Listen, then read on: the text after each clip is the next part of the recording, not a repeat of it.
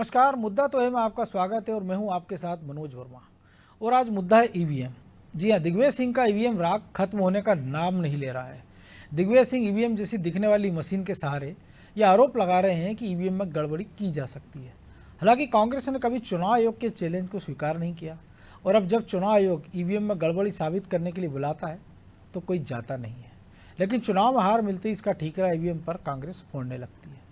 हालांकि दिग्विजय सिंह के आरोप पर बीजेपी ने कहा कि उन्हें फिर लोकसभा चुनाव में हार दिख रही है, इसलिए ये सब बोल रहे हैं। हालांकि सवाल ये भी है कि अगर ईवीएम में गड़बड़ी हो सकती है तो कांग्रेस कर्नाटक, हिमाचल और तेलंगाना में क्यों जीत गई? क्या लोगों को गुमराह करने के लिए दिग्विजय सिंह ये पैंतरा आजमा रहे हैं? और क्या लोकसभा चुनाव में बीजेपी इस मुद्दे पर कांग्रेस को घेरेगी? आज इन्हीं सवालों को लेकर चर्चा करेंगे, लेकिन पहले रिपोर्ट देखिए।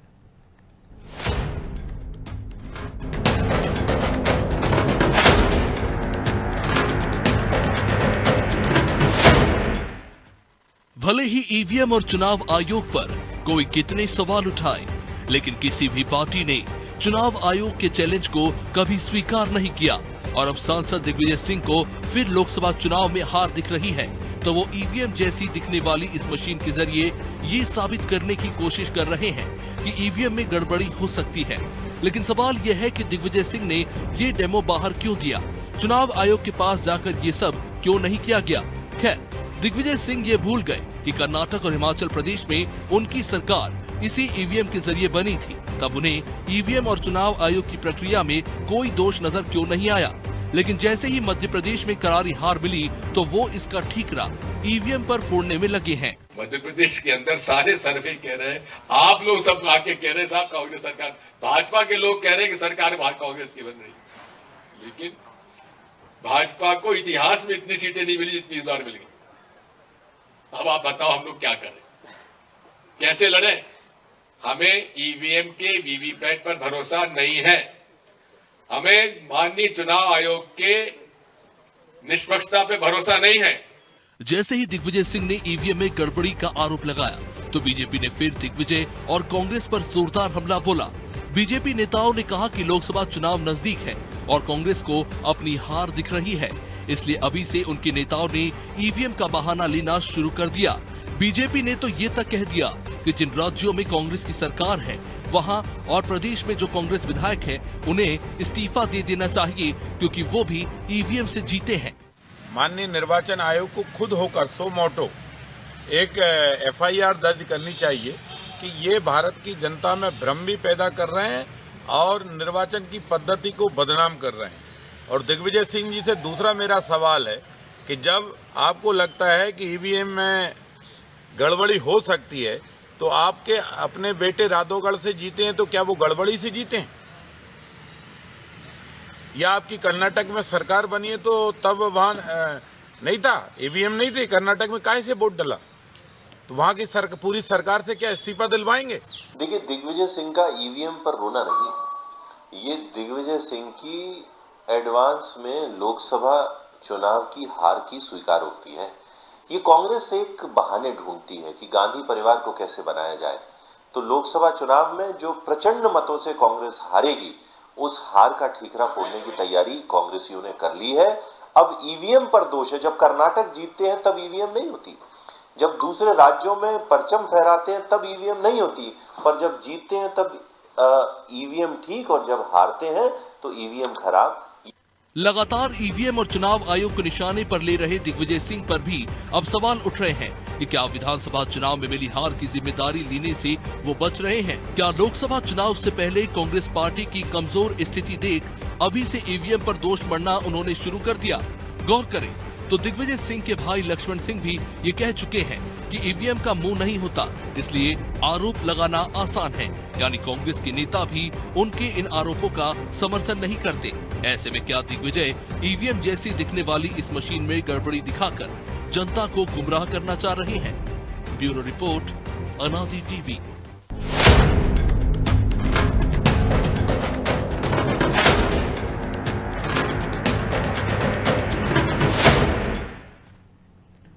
तो इसी पर चर्चा के लिए हमारे साथ जुड़ गए हैं कांग्रेस प्रवक्ता केदार सिरोही, बीजेपी नेता योगेश गुप्ता, वरिष्ठ पत्रकार चंद्रकांत नायडू और हमारे सहयोगी प्रभु पटेरिया। वो स्वागत है आप तीनों मेहमानों का। तो केदार जी सबसे पहले आप ही के पास कि पहले तो ईवीएम ले आए कहाँ से दिग्विजय सिंह, क्योंकि वो तो चुनाव आयोग की प्रॉपर्टी और ऐसे मिलती नहीं है। और दूसरा, बार बार ईवीएम पर सवाल क्यों? क्योंकि अभी कुछ दिनों पहले ही जब 4 राज्यों के नतीजे आए 5 के, हिंदी पट्टी के तीनों राज्य में बीजेपी जीती है, राजस्थान, छत्तीसगढ़, मध्य प्रदेश और तेलंगाना में आप जीते हो। और अगर ईवीएम में गड़बड़ी होती तो राजस्थान में तो एक ऐसे प्रत्याशी जिनको बीजेपी ने मंत्री बना दिया था चुनाव के पहले, जब वो चुनाव लड़ रहे थे उपचुनाव, और जनता ने उनको हरा दिया। तो यही तो हम वर्मा जी कह रहे हैं आपसे कि जब सेट होता है मामला तो इस तरह के नतीजे आते हैं। ये क्या जो आप कह रहे थे ना कि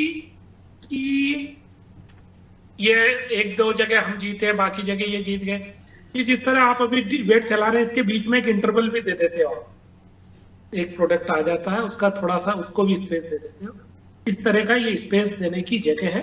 मेन जो चुनाव है वो लोकसभा का चुनाव होता है और उसमें होता है। सवाल ये है कि भारत का जो लोकतंत्र है उसमें जो हम लोग चुनाव की पद्धति की बात करते हैं उसमें उसकी ट्रांसपेरेंसी की बात करते हैं, एक्यूरेसी की बात करते हैं, ऑथेंटिकेशन की बात करते हैं। अगर इसमें लोगों के द्वारा प्रश्न उठाया जा रहा है, सिर्फ दिग्विजय सिंह जी एकलौते नहीं उठा रहे हैं प्रश्न, अभी हाई कोर्ट सुप्रीम कोर्ट के वकील भानु प्रताप सिंह जी और वो काफी लोग लगे हैं, पूर्व कई आईएएस लोग लगे हैं, यहां तक कि मोदी जी ने भी एक बार प्रश्न उठाए थे इसके ईवीएम पे कि इलेक्ट्रॉनिक जो वोटिंग मशीन से जो वोट हो रहा है इसमें मैनिपुलेशन की संभावना है। अब बात क्या आ रही है कि आप देखिए इसमें टेक्निकली बात करेंगे, आज कांग्रेस भाजपा की बात नहीं, बिल्कुल टेक्निकली करेंगे। हाँ, ये कांग्रेस भाजपा की नहीं है, ये बात है भारत में निष्पक्ष चुनाव की। कल हो सकता है आप भी चुनाव लड़ो, मैं भी लड़ूं, सब लड़े, अपने अपने जनाधार के हिसाब से उसको वोट मिले। अभी एक मैं सॉफ्टवेयर इंजीनियर को सुन रहा था, उन्होंने ये कहा कि भाई इसका एक सोर्स होता है, जो चिप बनती है इसमें एक प्रोग्राम होता है, तो प्रोग्राम का एक सोर्स होता है, वो सोर्स सरकार ने ओपन करना चाहिए ताकि हम लोगों को पता पड़े कि ये किस बेस पर काम करता है। दूसरे देशों में जो इसका प्रोग्रामिंग है वो पब्लिक डोमेन में है, तो पहली बात वो चीज करनी चाहिए। दिग्विजय सिंह जी ने क्या कहा, जो आप पूरा भारत का मीडिया तलमला गया है, भाजपा तलमला गई है, क्या तकलीफ है आप लोगों के पेट में? मीडिया कोई तकलीफ नहीं, हम तो जानना चाह रहे हैं ना वो मैकेनिज्म क्या है, वो मशीन कहाँ से मिल गई है और क्या है वो। नहीं, आप नहीं चाहते हो ना, आप प्रॉब्लम ये है मजदूरी में रहना है, राजतंत्र में रहना है, गुलाम रहना है, ये हमारी आदत में आ चुका है। उनने कोई बात की तो आप सबको पेट में दर्द होने लगा, ये तो मुझे समझ में नहीं आया। अगर आदत में होता तो राजे रजवाड़े चुनाव थोड़ी हार रहे होते, सिंधिया जी भी राजे रजवाड़े चुनाव हारे हैं, अरे जी मैं कई सारे राजे रजवाड़े हारे, खुद राहुल गांधी हारे हैं चुनाव। जब आप लोगों को इस चीज पर प्रश्न उठाना चाहिए कि उन्होंने मांगा क्या। उन्होंने कहा कि जो हम वोट डालते हैं उसकी जो पर्ची है उस पर्ची को निकाला जाए और एक दूसरे डब्बे में डालने दिया जाए, इससे ज्यादा तो उन्होंने कुछ नहीं कहा। इससे ज्यादा कुछ मांगा क्या उस पूरे उसमें? बिल्कुल नहीं मांगा। ये जो गुजरात के लोग आए थे उन्होंने एक अपनी मशीन बनाई और उन्होंने बताया कि संभावना है इस तरह की होने की। ये दिग्विजय सिंह जी कह रहे हैं, वो गुजरात के जो लोग हैं वो 2013 से इस पे ईवीएम पे काम कर रहे हैं, वो लोग ऑब्जेक्शन उठा रहे हैं। भानु प्रताप सिंह जो है वो सुप्रीम कोर्ट के, वो रोज वहां पर लड़ रहे हैं, 10-12 आईएएस लड़ रहे हैं। बीबीसी को अमेरिका के एक हैकर ने इंटरव्यू दिया था, उसने चुनाव आयोग से कहा था, ये तमाम चीजें बात हुई। अभी आपने बात, लेकिन 140 करोड़ की आबादी में 90 करोड़ वोटर जिस देश में हो और अगर उसमें 90 लोग ही ये बात करें बस। नहीं, मैं ये कह रहा हूं, आपने भी कहा कि चुनाव आयोग को चिट्ठी लिख के दी है, चुनाव आयोग ने अभी तक समय क्यों नहीं दिया? सवाल ये आता है कि पहले ये लोग कह रहे थे कि ये किसी चीज से कनेक्टेड नहीं है, फिर डिस्ट्रिक्ट मजिस्ट्रेट से लैपटॉप लेके उसकी प्रोग्रामिंग पे क्यों काम किया जाता है, इंटरनेट की जरूरत क्यों लगती है? ये जो टेक्निकल चीजें सामने आई है, सवाल ये होता है अगर वास्तविकता में हम सब लोग पारदर्शी चुनाव चाहते हैं, अगर हम सब लोग ट्रांसपेरेंट चुनाव चाहते हैं, तो ये जो जनता के बीच में जो प्रश्न खड़े हो रहे हैं इसके जवाब देने का दायित्व बनता है चुनाव आयोग का। चुनाव आयोग इस देश का मालिक नहीं है, आप हम सबका एक सेवक है, उसको ड्यूटी दी है एक चीज करने के लिए कि वो देश में निष्पक्ष चुनाव कराए। उसमें ना मेरी चले, ना आपकी चले, ना भाजपा वालों की चले। एक ट्रांसपेरेंसी चाहते हैं, और उस ट्रांसपेरेंसी की बात करना अगर देश में रिपीटेशन हो रहा है तो ये गुनाह हम करेंगे। चलिए योगेश जी, सुन लिया आपने? जी देखिए, दरअसल ईवीएम तो एक बहाना है कांग्रेस और उनके नेताओं को अपने निकम्मेपन को छुपाना है।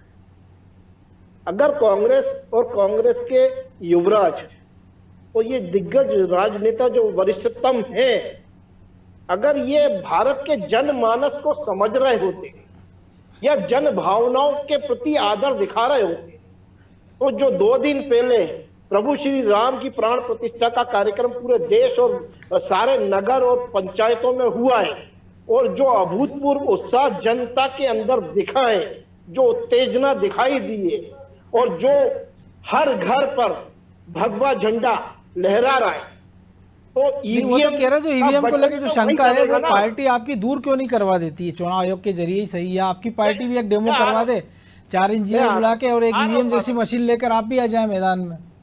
जी मनोज जी, मैं आ रहा हूं आपकी बात पर। तो दरअसल जो जनता बटन दबाएगी वही ईवीएम पे आएगा। ईवीएम के बारे में भगवान से और राम से बताइए, भगवान राम से बताइए। मेरे घर में हम भी, अरे आपसे ज्यादा मेरे घर मंदिर है, आपसे ज्यादा मेरे घर 3-4 मंदिर है। थोड़ा धैर्य धारण करें। जब आप बोल रहे थे, मैं नहीं बोल रहा था ना, आपको सुना मैंने, काफी देर सुना।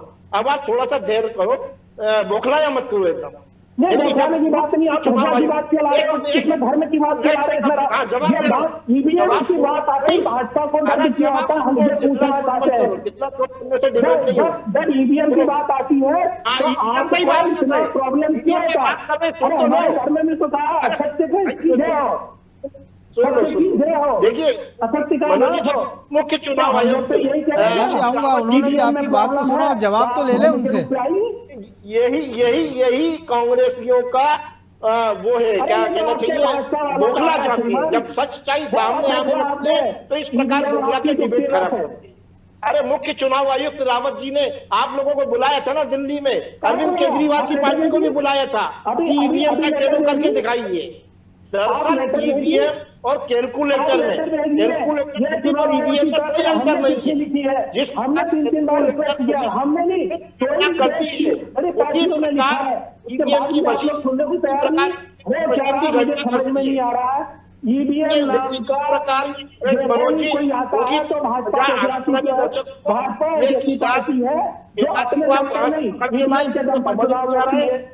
बीच में बोल रहे हैं, जब ये बोल रहे थे तो मैं इनको सुन रहा था। बिल्कुल ये डिबेट की मर्यादा के अनुरूप इनका आचरण है नहीं। आपने मीडिया के खिलाफ है, आपने ईवीएम पे धर्म लिया है, आपने ईवीएम पे भगवान लिया है।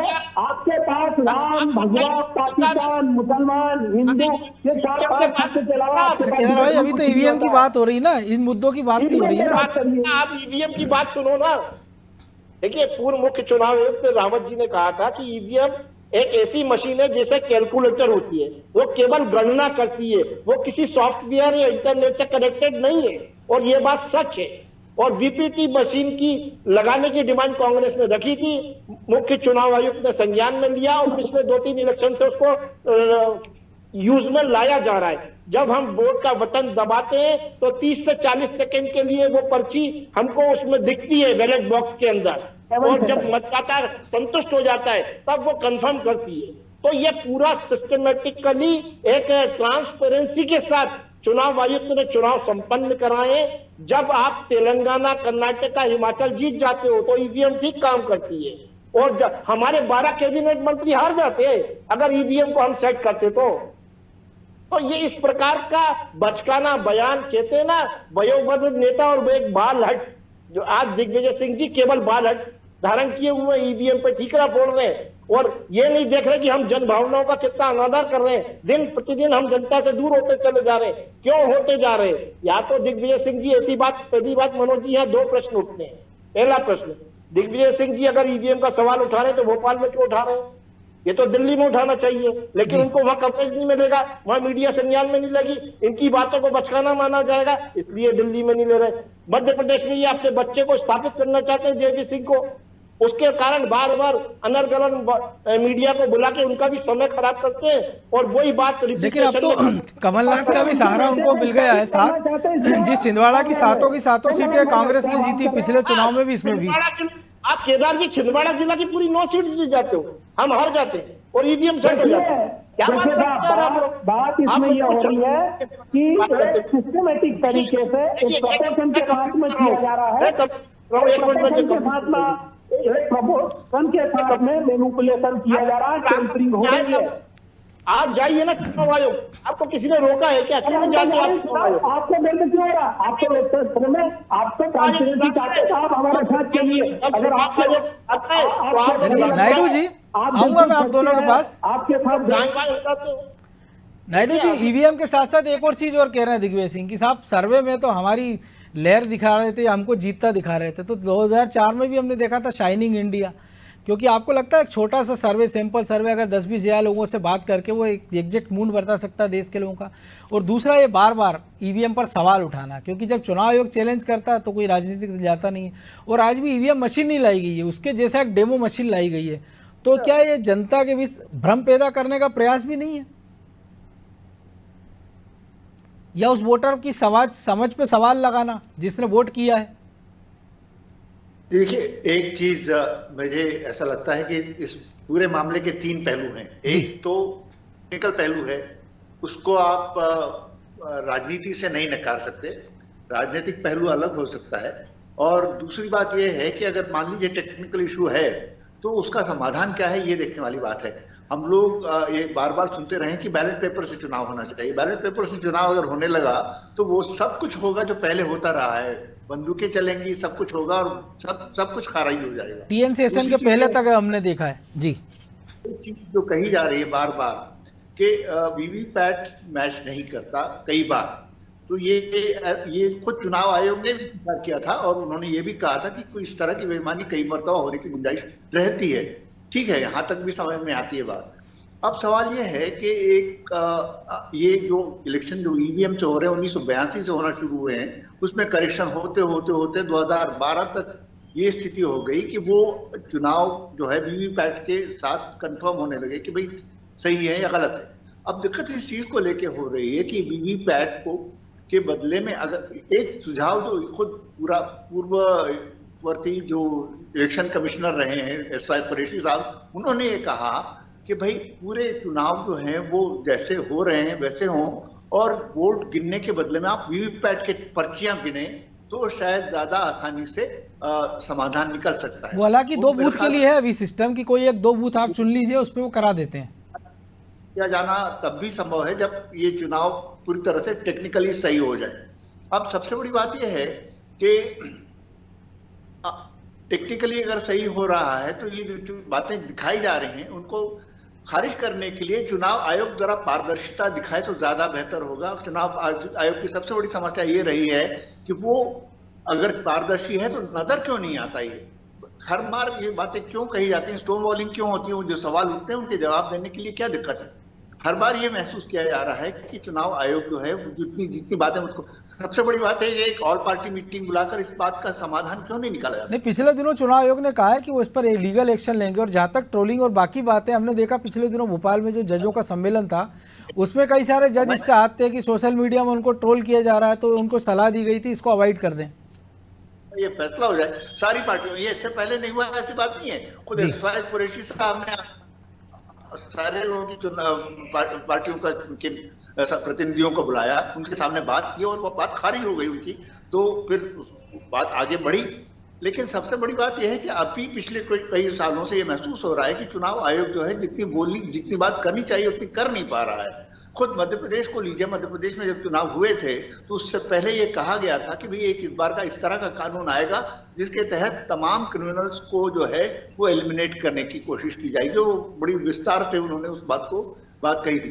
तो ये कानून की बात जिस बारे में वो कह रहे थे वो 3 साल पहले से कोर्ट ने कंटेम्प्ट के तौर पे उसको, सुप्रीम कोर्ट ने कंटेम्प्ट के तौर पे जो एक पिटीशन आई थी उसके तहत कहा गया था। ऐसा बताया गया है जैसे इस बार खुद चुनाव आयोग की पहल से ही हो रहा है, ऐसा नहीं था।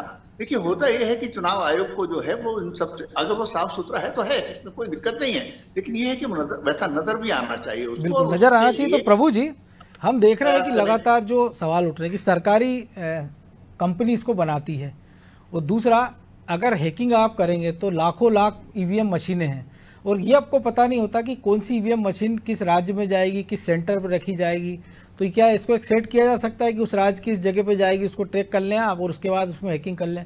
और दूसरा बात कि जब अगर ये सब सरकारें कर सकती थी तो इस देश को तो कंप्यूटर, मोबाइल, टीवी सब कांग्रेस ने दिया है, तो उनके लिए ज़्यादा आसान होता। और जिस जमाने ईवीएम नहीं थी उस जमाने से कांग्रेस कई राज्यों से बाहर है।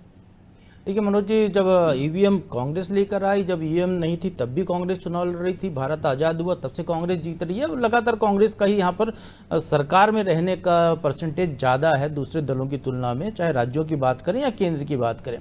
लेकिन ये जो पूरा मामला ये है कि आप ईवीएम लेकर आए, आप जब तक ईवीएम से जीतते रहे तब तक सब कुछ बढ़िया बढ़िया था, और जब ईवीएम आप हारने लगे तो ठीकरा किस पर फोड़ें? अपने नेता पर तो फोड़ नहीं सकते, अपने आप पर फोड़ दोष दे नहीं सकते क्योंकि लीडर हम ही थे।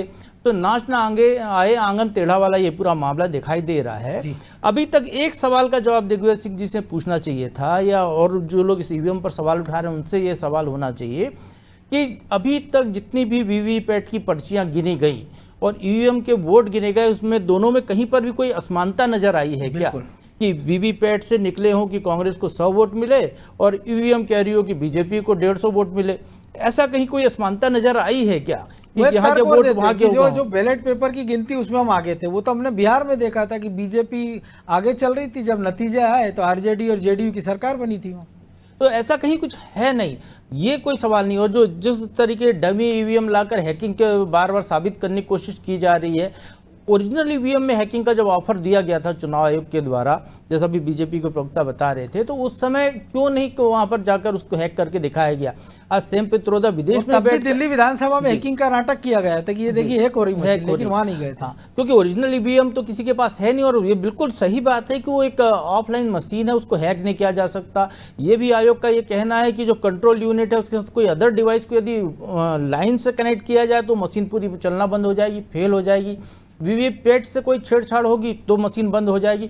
जब इतने सारे सुरक्षा प्रबंध इस मशीन के साथ हैं, और इस सब के अलावा किसी भी आदमी ने जो भी वोट डालने गया वोटर, उसने क्या बहुसंख्यक वोटरों ने ये कहा, जिस तरीके से जो कह रहे हैं 40% वोट पहले से उसमें भर दिए जाते हैं, तो क्या वोटर ने कहा, क्योंकि वीवीपैट में सिर्फ पर्ची दिखती नहीं है, लाइट जलकर वो पर्ची कटकर नीचे गिरती भी है उस समय, रेमिडाइजेशन भी होता है। हाँ, तो वो आदमी ने कहा क्या कि मैंने तो कांग्रेस का पंजा का निशान दबाया था और फूल का पर्ची गिरती हुई देखी। तो ऐसा बहुसंख्यक लोगों की कहीं कोई बात आई क्या जो लोगों ने डाली? ऐसी कहीं नहीं है। ये बात सवाल कौन उठा रहे हैं? वो नेता उठा रहे हैं। सवाल कौन उठा रहे हैं? वो पार्टियां उठा रही हैं जो चुनाव हार जाती हैं। निश्चित तौर पर जो रामेश्वर शर्मा का जो बयान आया है यहाँ पर, वो इसमें गौर करने लायक है कि आपको यदि ईवीएम पे भरोसा नहीं है तो आप वो मैंडेट जो मिला है आपको तेलंगाना में, उसको वापस कर दीजिए, सरकार अपनी भंग कर दीजिए। वो मैंडेट जो कर्नाटक में मिला है उसको वापस कर दीजिए, हिमाचल का मैंडेट वापस कर दीजिए, यदि आपको भरोसा है ईवीएम पे। तो क्योंकि आप देखिए केदार जी, मुस्कुराइए मत, आपकी सरकार लेकर आई जी, आपकी सरकार लेकर आई, आप ईवीएम से जीतते रहे, आज भी जीत रहे हैं। थोड़ी जिम्मेदारी वाली बात करिए, आप मध्य प्रदेश के सीनियर पत्रकार हैं, थोड़ी जिम्मेदारी वाली बात करिए। देखिए इसमें आपको गैर जिम्मेदाराना क्या लगा है? मुद्दा है, बहुत से मुद्दे हैं जिसमें हम लोग भाजपा कांग्रेस की केदार जी, आप तो उनसे कहिए कि एक ईवीएम कहीं से ले आए, उसको हैक करके दिखाएं। इस तरीके के सवाल जनता में भ्रम फैलाने के बजाय, देखिए चुनाव एक निष्पक्ष संस्था है जी, पत्रकार हैं इसीलिए बोल रहे हैं कि चुनाव आयोग पर सवाल उठाने के बजाय दूसरे मुद्दों पर सवाल उठाए जाएं। प्रभु जी, उसमें बात क्या हो रही है? बात इतनी सी हो रही है कि जो वीवीपैट है उसको वहां से निकाल के उसमें पेटी में डालने का ऑप्शन दिया जाए, उसमें तकलीफ कहाँ है? नहीं, कोई प्रश्न उठता है, आपको बात ये करनी चाहिए केदार जी कि जो ईवीएम के वोट गिने जाते हैं और वीवीपैट के जो गिनी जाती है, उसमें कहाँ पर यदि कोई डिफरेंस है क्या, दोनों में अंतर है क्या? आपने फिर उनकी प्रेस कॉन्फ्रेंस ही नहीं देखी दिग्विजय सिंह जी की? उनने वही तो कहा है, उनने कहा ईवीएम से वोटिंग नहीं, उन्होंने कहा है, ये प्रमाणित नहीं हुआ है केदार जी अभी तक।